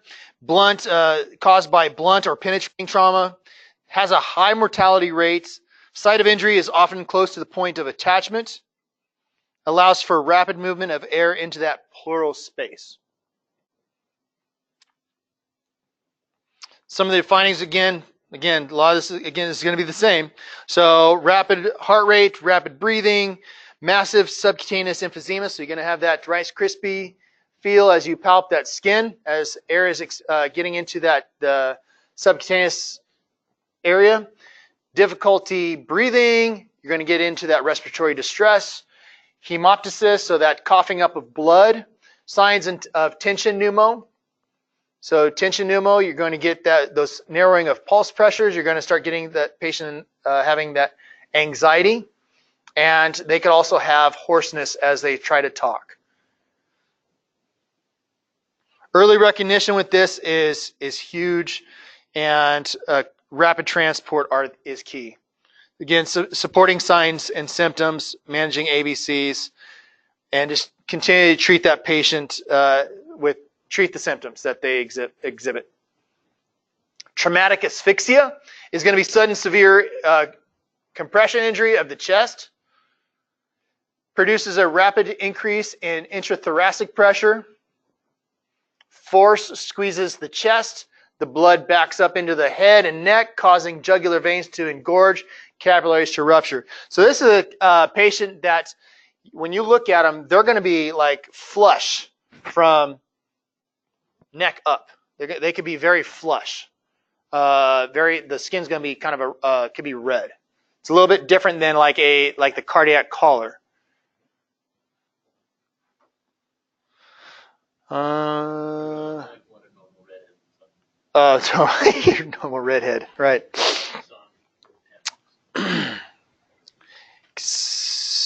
Characteristics. So, there's a good picture. Yeah, there it is. So you're gonna there's a color change when you're looking at signs and symptoms, right? So you're looking at skin signs. Distended neck veins, cyanosis, swelling and cyanosis of the tongue and lips. So you have that kind of that. Almost like that bruising effect, that red skin, that flush skin. It's going to be more, possibly depending on the time frame, it could be a lot more dark. And then the cyanosis around the lips, tongue, mouth with associated swelling. With this too, you're going to have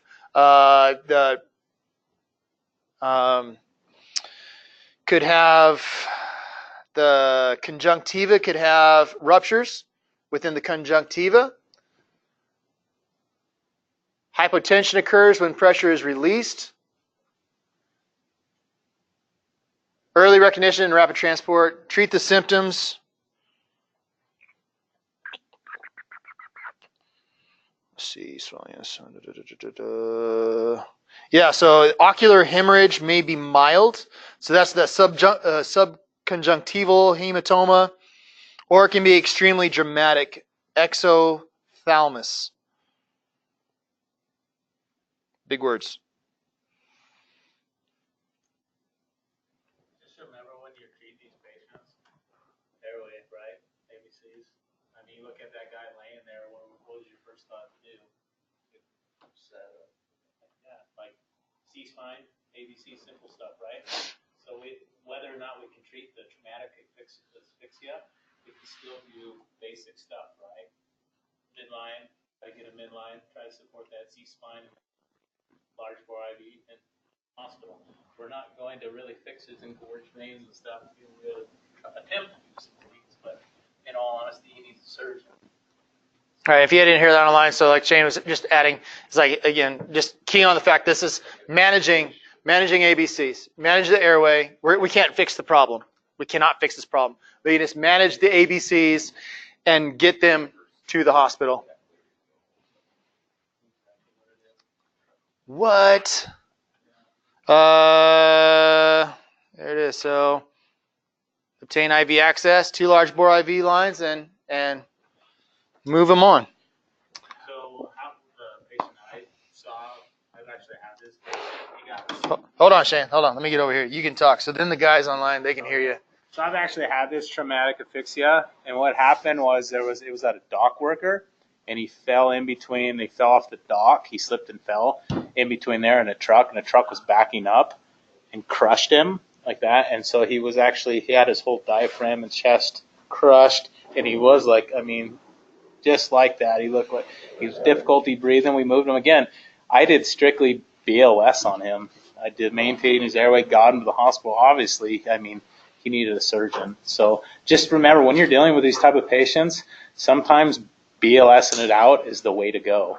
You know, maintain that airway. If he needs an airway, get an airway. But other than that, get him to the hospital. So Yeah. some things to think about. You know, like we said throughout this class, I mean, all of this is just, like Shane is saying, it's supportive care, ABCs. It's BLS to an extent, right? Now we're getting to the advanced portion where with that ABCs, we need to manage fluid administration. Bilateral IVs, large bore, as large as you can get for a lot of these patients. Maintaining good perfusion.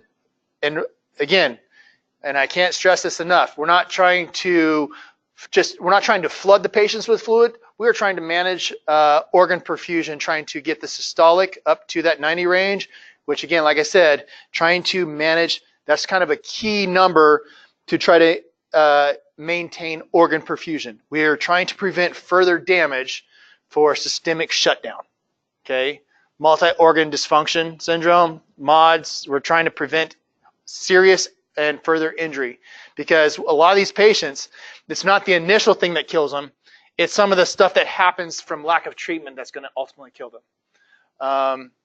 And like Shane said as well, a lot of these patients, these are BLS patients to an extent. BLS or advanced, that's not an ALS care. There's not a lot that we're going to be able to do for these patients in the field on that medic level, other than that needle decompression. But if needle decompression is about it, and that's about the only advanced thing that we talked about today, or medic thing that we talked about today, as far as something that would get me involved in this patient. Obviously, this is the kind of patient I love. I love trauma. I'm going to get involved in somehow, and I'm going to be like, hey, it's mine. You can tag along, let you ride my coattails. Other than that, cardiac monitoring, right? A lot of this is cardiac monitoring. Are we going to be able to do anything other than monitor with the cardiac monitoring? Probably not. I mean, we're going to, again, manage what we see, our ultimate findings. If they start to get into certain dysrhythmias, yeah, a medic can possibly get involved with administering certain medications, pacing, defibrillation, those type of things. But a lot of this is just BLS care. BLS. A lot of those dysrhythmias, even with electricity or medication, we're not fixing because it has to do with volume control and putting pressures, putting fluids are going into things that shouldn't be going into, and they're, pushing things around. And you don't need a surgeon, a vascular surgeon, to go in there and fix things before. We're not going to do much. In all honesty, we're going to watch this guy die. Prolong it, maybe, because they don't die in an ambulance. We get them to the hospital. So unfortunately. So, awesome. Thank you guys. Online, Eric, Ryan, Coulter, Jesse, Travis. You guys rock. You guys rock. Gallatin, I appreciate it. You're welcome. I can't do this without you guys. Appreciate the support. Matt. I'd like to thank so many people right now.